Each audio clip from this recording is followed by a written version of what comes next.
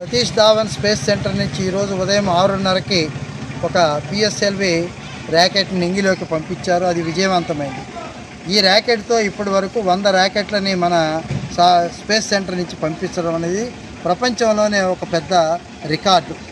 So ఈ విధంగా మన శాస్త్రవేత్తలు ఈ ర్యాకెట్ల ద్వారా భూమిలో ఉండేటువంటి అన్ని ఖనిజాలను కావచ్చు, వాతావరణం సంబంధించిన అన్నిటినీ కూడా ఈ యొక్క ర్యాకెట్ ద్వారా మనకు అందిస్తున్నారు. అలాంటి శాస్త్రవేత్తలందరికీ మనము జేజేలు పలకాలి.